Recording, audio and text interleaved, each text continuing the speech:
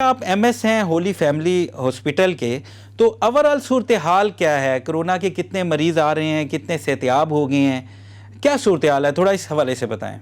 हमारा जी Holi family hospital जो है ये पंजाब के वाहिद हॉस्पिटल है जिसमें पहले से ही department of infectious disease exist करता है और उसी डिपार्टमेंट के अंदर ये भी एक कोरोना भी एक इन्फेक्शन है, तो इसलिए हमारे पास इंफ्रास्ट्रक्चर अवेलेबल था और गवर्नमेंट थ्रू आउट हमें इसको सपोर्ट कर रही है।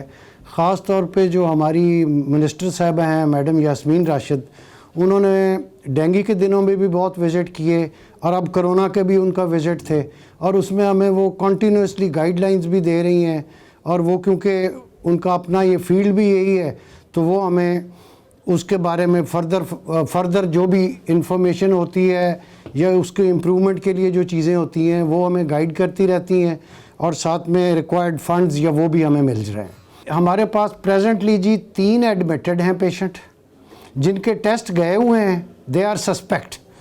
जब उनकी रिपोर्ट्स आ जाएंगी तो फिर फर्दर उनका डिसाइड होगा। अगर नेगेटिव होगा तो उनको डायरेक्शंस दे के गाइडेंस दे के घर भेजा जाएगा और अगर वो पॉजिटिव हुए तो उनको एडमिट कर लिया जाएगा। किसी भी शख्स को या फ़र्द को अगर अलामात ज़ाहिर होती हैं तो उसने किस तरह टेस्ट किस तरह देना है, खून के सैंपल देने हैं या इसका तरीक़ाकार ज़रा बता दें। इसका जो सैंपल है जी, जहाँ हॉस्पिटल जिस हॉस्पिटल का है वहाँ उस हॉस्पिटल के जो डिपार्टमेंट है वहाँ की इंचार्ज जो नर्स है वो स्पेशल पैकिंग है, बॉक्स होता है और एक मीडिया है जिसके अंदर आता है जिसे VTM मीडिया कहते हैं, उसके अंदर पैक करके वो हमारे पास लाते हैं। और यहाँ पे जो इंटरनेशनल गाइडलाइंस हैं कि क्योंकि ऑब्वियसली ये बड़ा टॉक्सिक सब्सटेंसेस होते हैं, इसके अंदर ख़तरा भी होता है, तो उसकी प्रोटेक्टिव सारे मेजर्स लेके हमारे पास बायो सेफ्टी लैब जो है लेवल 3 की जो रिक्वायर्ड है इंटरनेशनल स्टैंडर्ड्स के मुताबिक वो अवेलेबल है और वो completely safe and secure environment में किए जा रहे हैं जी। अच्छा डॉक्टर साहब, ये क्या मामला है कि अगर आप किसी का जब टेस्ट करते हैं तो पहले नेगेटिव आ जाता है और 15-20 दिन बाद या महीने बाद पॉजिटिव आ जाता है, तो ऐसा क्यों होता है? क्या किट्स का इशू है या क्या मामला है ये? वर्ल्ड ओवर आप देखें ना जी, तो जो टेस्ट लेवल होते हैं उनकी सेंसिटिविटी वेरी करती है।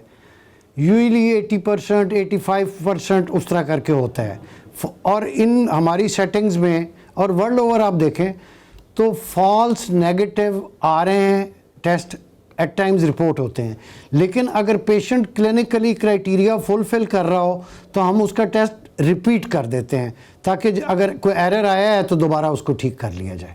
ओके डॉक्टर साहब, ये बताइएगा कि ये कोरोना की जो किट्स हैं जिससे आप टेस्ट करते हैं ये आप कहाँ से हासिल कर रहे हैं? हमारे पास 500 टेस्ट की फैसिलिटी अवेलेबल है जी और हम इन टच हैं विद NIH। जो ही हम टच करेंगे 250 जब हमारे पास रिमेनिंग होंगी तो हम उनसे फर्दर प्रोक्योर करके इसकी सप्लाई चेन मेंटेन करेंगे ताकि कंटिन्यूसली टेस्ट होते रहें। ओके डॉक्टर साहब, ये बताइएगा क्या कोरोना वायरस की जो शिद्दत है इसके कोई दर्जे हैं या एक ही स्टेज होती है इसकी?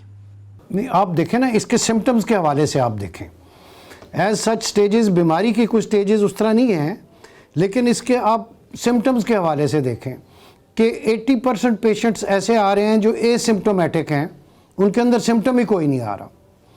उसके बाद आ रहे हैं जिनको हल्का बुखार या खांसी हो रही है, उससे अगली स्टेज पे आ रहे हैं तो उनको शॉर्टनेस ऑफ ब्रेथ आ रही है या वॉमिटिंग शुरू हो रही है, उनके वो सिम्टम्स शुरू हो रहे हैं।